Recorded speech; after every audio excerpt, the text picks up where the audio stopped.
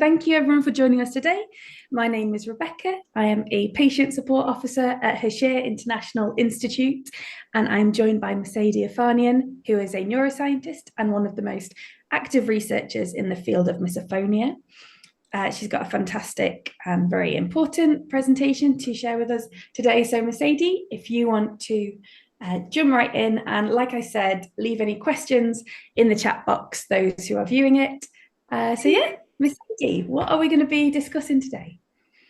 Sure. So let me first share my screen with you.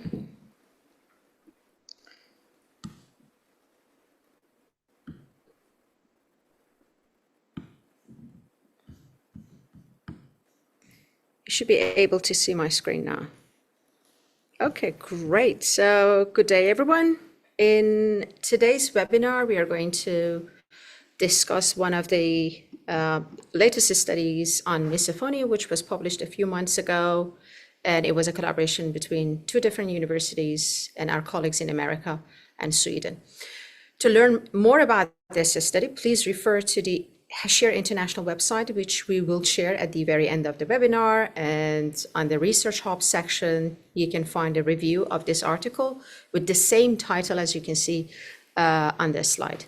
The difference of attention between youth with misophonia and youth with anxiety. Like always, I would like to start this webinar with the latest misophonia definition that was put forth by experts in the field. Misophonia is currently recognized as a disorder which is characterized by intolerance to specific sounds or stimuli associated with such sounds. Beside a wide range of symptoms, misophonia sufferers often report attention problems, which in turn, of course, impacts their performance at school, at work, and so on. And this attention problem is very severe when sound triggers are present. In this study, the researchers investigate what sets misophonia apart from other problems with attention impairment or attention difficulties, like anxiety, in terms of its effect on attention. So they explored the impact of misophonia on attention spans of only children and adolescents. They drew comparisons between individuals affected by misophonia and those grappling with anxiety, as prior studies indicated that anxiety often associates with attention difficulties, as I already mentioned. Through this comparative analysis, they aim to find the distinguishing features of misophonia. In their study, they observed 102 youths with misophonia alongside 94 counterparts diagnosed with different anxiety disorders. Using computerized assessment tool known as the immediate memory task that evaluates both groups' attention levels and responses to different stimuli. You may ask, what is IMT or immediate memory task? During the immediate memory task or IMT, participants are presented with sequences of numbers displayed on the screen, varying in length and content. Following this, a second sequence appears shortly after the first, prompting participants to swiftly determine whether it exactly matches the initial sequence. They express their decision by pressing a button, typically indicating yes for a match and no for a mismatch. For instance, if the initial sequence is, as an example, 4392, and a subsequent sequence is 43921 versus 43922, participants might quickly decide whether they match.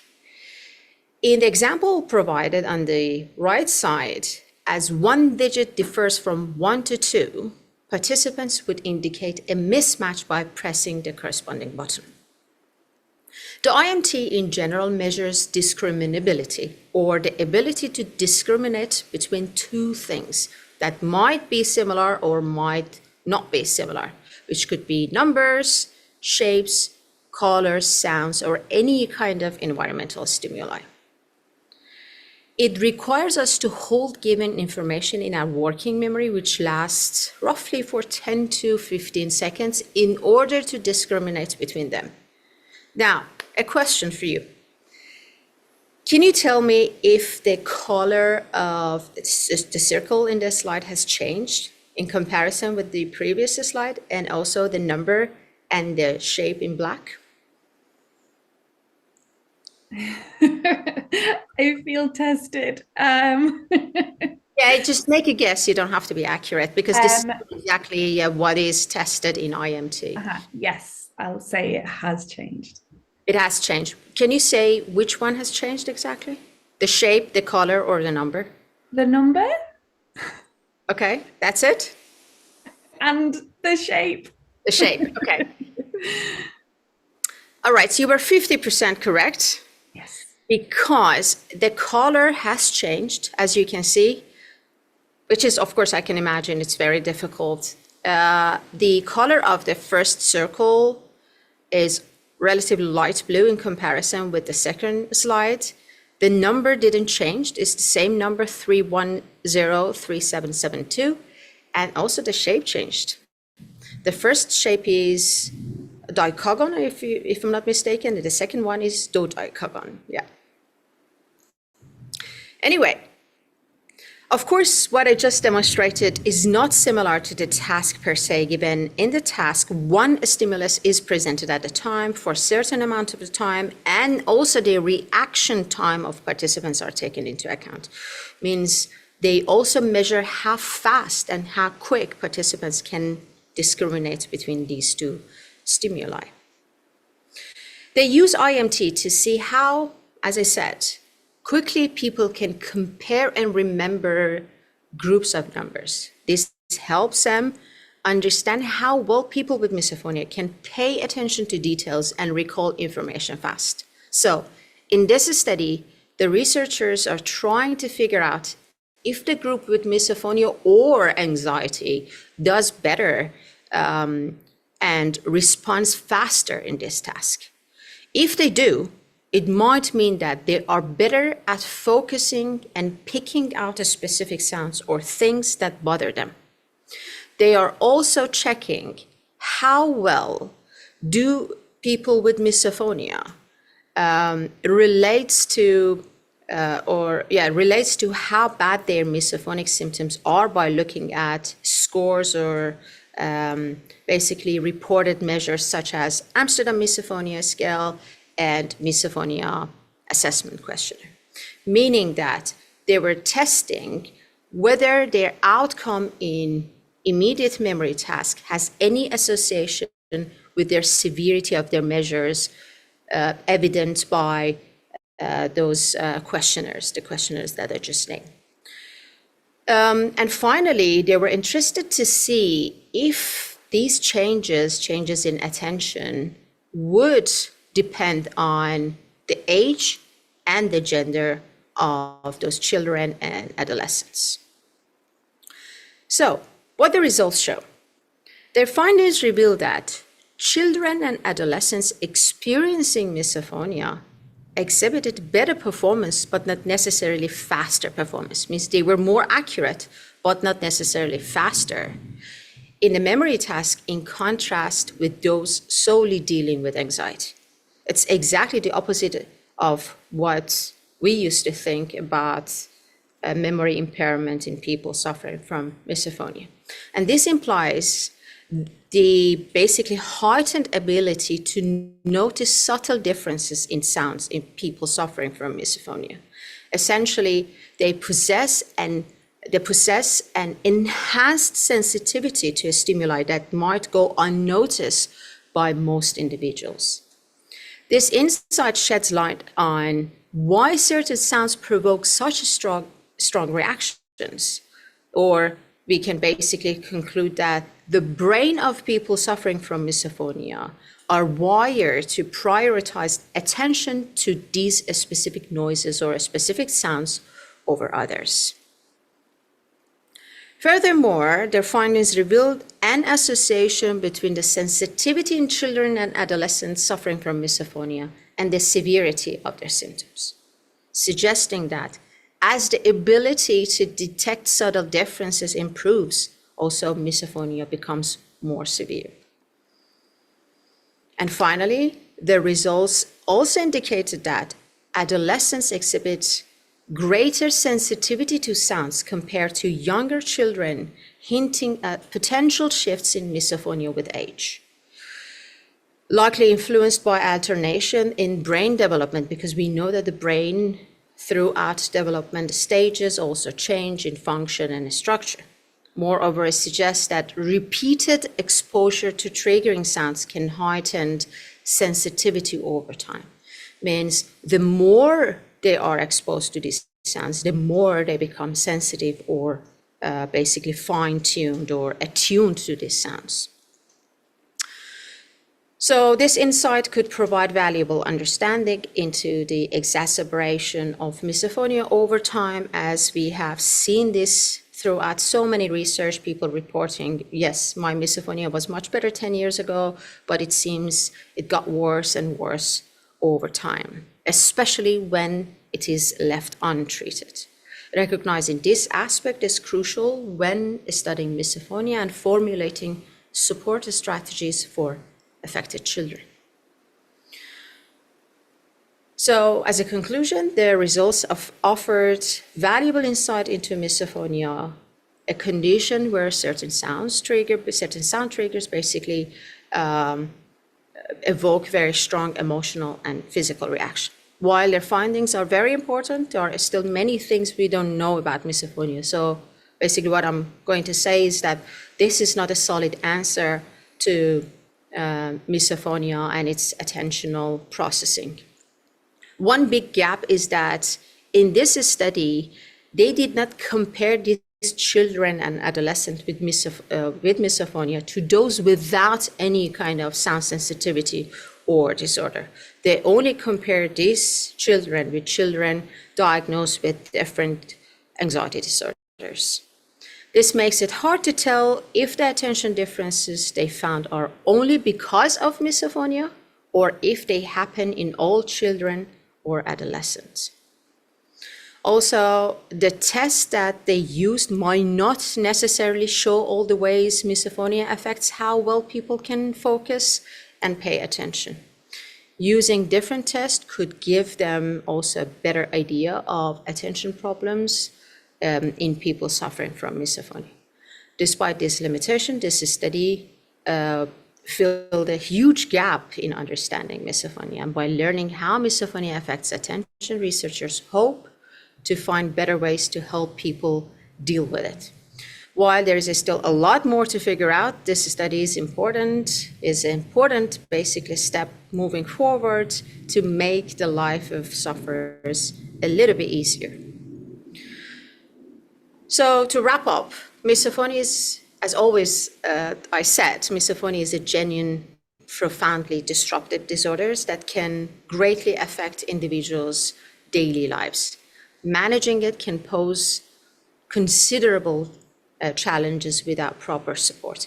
If you or someone you love suffer from misophonia, it's crucial to reach out to healthcare professionals well versed in the disorder and capable of offering effective treatment solutions. At Hashir International, professionals provide treatments and support based on nearly a decade of clinical work and research evidence. Therefore, please do not hesitate to reach out and seek assistance. Thank you so much. Fantastic. Thank you so much, Mercedes.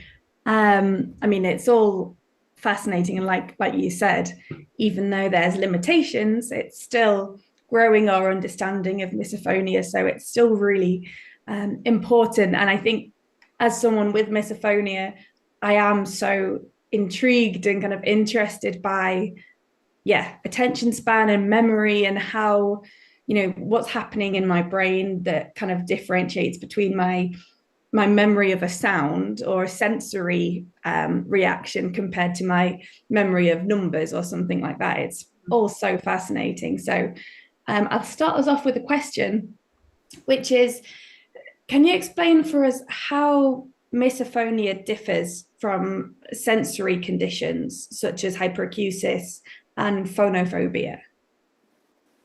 Yeah, sure. So there are a bunch of key differences between phonophobia, hyperacusis, and misophonia. For hyperacusis, it seems that based on the research that has been published, this oversensitivity to sounds seem to be to all sounds and is defined by the overall loudness of the sounds. Basically, in hyperacusis sufferers, the threshold of hearing is lower than misophonia. Means if, for example, a sound at level of 85 dB or decibel would irritate you and me, people suffering from hyperacusis might get triggered by sounds at 77, for example, dB. So the hearing threshold is lower. But this is not the same case with misophonia. It seems that with misophonia, only a specific sounds, regardless of their overall loudness, trigger them. Actually, majority of the misophonia trigger sounds are soft sounds. That's why Marsha Johnson actually coined the term soft selective sound sensitivity syndrome. Yeah. And also yeah, go ahead.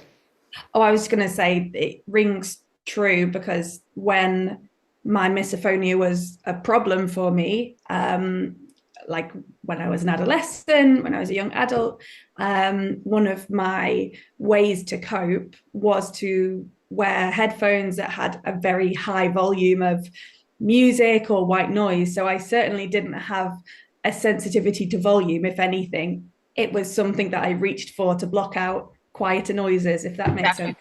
Yeah, it's a very common coping strategy. Yeah. For people with misophonia, that basically they listen to a sound that is louder than the misophonic trigger to mask that sound. That is correct. And also, it seems that majority of misophonic triggers are the sounds that other people without misophonia can easily filter out or tune out. They do not even pay attention. So it has nothing to do with the loudness of the sound. And the main difference that it has with phonophobia is that the main emotion that is associated with phonophobia is fear. But what people with misophonia normally experience is anger, anxiety, disgust, or irritation. There is another difference between hyperacusis and misophonia, and that difference lies in also the variety of the triggers. It seems that it has nothing to do with the quality of the sound. Means people with hyperacusis might show oversensitivity to all sounds as long as they are louder than their hearing threshold. But in misophonia, it has nothing to do with that. With misophonia, they are very tuned to specific sounds that are mostly orofacial or that are generated by nose and mouth. And what people with hyperacusis experience is pain normally. What is not the same case with people with misophonia. Pain in the ears, of course. Yeah. Thank you. And so going back to this study, this research, what are some of the kind of key neurocognitive mechanisms involved in misophonia? Can you explain that for us? Yeah. So there are a bunch of studies that looked at different cognitive mechanisms. One of those is emotion regulation or emotion dysregulation, I have to say. It seems that people with misophonia have a level of impairment with their emotion regulation. Once the trigger sound is present, it means that they cannot have control over their emotional responses. That's why you might see, for example, verbal, or in some cases, normally in children, physical aggression, or tantrums, or anger outburst is because a part of their brain that controls or filter in or filter out emotional responses do not function properly, which needs rewiring through different treatments like CBT. Another mechanism is called attentional bias that we already talked about. It means that they have bias, or they are attuned, or their attention is attuned to very specific triggers, not all those sounds, but very specific ones. The ones that are initially generated by mouth and nose, and later on through associative learning, they might also become oversensitive to non-orofacial or non-mouth and nose related sounds, but they are human generated, like we already talked about it, like tapping finger or cracking knuckles. And after that, if it is left untreated for a long time, they may also become oversensitive to very soft, normal and innocuous environmental sounds, like clock ticking, like pen clicking. It seems that these sounds have something in common, which is repetitiveness and pattern-basedness, but not necessarily in loudness. And the third one is cognitive control. Cognitive control is another cognitive ability in which is controlled by prefrontal cortex. Basically, it tells people what emotional response they should show or they should suppress, or it filters out the emotional responses or affective responses that are not matched and are not appropriate for the context and the situation. Again, that's why we see, for example, hyperfocus. That's why we see emotional outbursts in people with misophonia, of course, when the sound trigger is present. Fantastic. No, that was really clear. Wonderful. I've just noticed as well, just for anyone watching live, although it says my name is Hashir Aj, I am not Dr. Aj. My name is Rebecca Hayward, in case that was causing any confusion to people who are new to our webinars. I'm just checking the chat. Yeah, one final question from me. So if you are watching and you have a question, please add it to our chat on YouTube. Mercedes, what are the distinct elements of attentional processing that are unique to misophonia, especially in youth populations? That's actually a great question. I would say the attentional bias that I already talked about could be very unique to misophonia. Means all the attention and all the focus, that's why they get hyperfocus, is very much attuned and very much connected and associated with very specific sounds. The sounds that, again, are orofacial, mouth and nose related, and throughout time might also other sound triggers add the basically misophonic triggers over time if it's left untreated. However, this might change over time as the central nervous system changes when people grow up. So we don't know exactly. This is something that needs to be tested, that what are the exact differences between children and adolescents suffering from misophonia and adults. And this is one of actually the limitation of the study I just presented.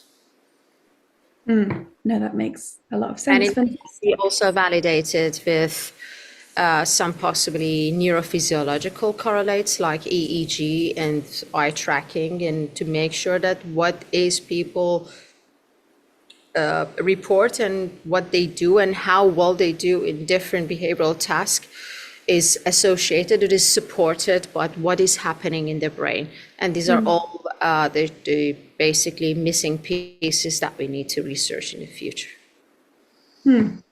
Yes, no, that is really, really interesting. And thank you for kind of breaking down all of that quite dense research into something that people like me and our viewers can really understand and perhaps even relate to. Mercedes, is there anything else that you wanted to touch on from your presentation. Otherwise, we have some announcements to make. But was there anything else that you wanted to bring up before we move on? No, I would like to repeat myself once again that at Hashir International, experts offer high quality work and also effective treatment. Please reach out if you or somebody in your family suffer from misophonia. It does not need to be silent, and it does not need to continue, because most of the work that is done at Hashir International is based on clinical work, and it's very important to let them know and also share your experiences with other people and also the therapist, and hopefully you will get help. And it will take some time, as we already talked about CBT and the effects of CBT, but hopefully it's going to reduce the suffering. Certainly, yeah, a really, really important thing to mention. And it's something, I can add to as someone who has undergone the CBT program at Hashir International. You can read about my experience before, during, and after that through our blogs on our website. So if you go to that section of our website, I'll make sure to add it to the description of this video in case you're not watching live. But that's another point of resource if you're interested in finding out more, or like Mercedes says, please get in touch with us and we can give you the information that you need. We'd also like to tell you about our art competition, Sound Off. This is a really, really exciting art competition. Entries are open now, and we are asking people to represent their hearing experience through a piece of artwork. So that's whether you have misophonia, hyperacusis, tinnitus, or perhaps someone close to you does, or maybe you're even an expert in the field. We're asking, how does that look represented in a piece of art? That can be a painting, a drawing, photograph, sculpture. We have some really powerful entries already so far, so we're encouraging everyone to enter, share that experience and that awareness. We have some judges both from the art and the audiology world who will be coming together to choose several winners in different age categories. And those winners will each receive some great prizes, their vouchers, and they'll also have their work displayed at the 7th International Conference for Hyperacusis and Misophonia, which is taking place in Warsaw in Poland. The conference is in September, and the closing date for those art entries is the 30th of May. Like I said, I'll make sure information and the link for the entry form is in the details of this video. Now, this is actually the final episode of our misophonia research and recovery series. We've really, really enjoyed sharing all of this research and experiences with you. We're taking a short break from this show. However, we have a new series, the next one being planned to start in September this year. So we'll have some fantastic new hosts, and it will also expand. So instead of just focusing on misophonia, it will also cover tinnitus and hyperacusis. It'll explore those conditions from scientific and sociological perspectives, discuss the latest relevant medical developments from around the world, and there'll also be guests, interviews with researchers and clinicians, as well as patients. They're going to be really fantastic, so make sure you don't miss them. And one final reminder is that, as Mercedes says, here at Hashir International, as well as these fantastic conversations and webinars, we do provide expert treatment and assessment with various specialists. We'd love to hear from you and provide more information, so please get in touch. So yeah, thank you so much for joining us. Thank you, Mercedes, for your insight and for your time. And we hope that you've enjoyed today's webinar. Sure. Have a good day. Thank you. Goodbye.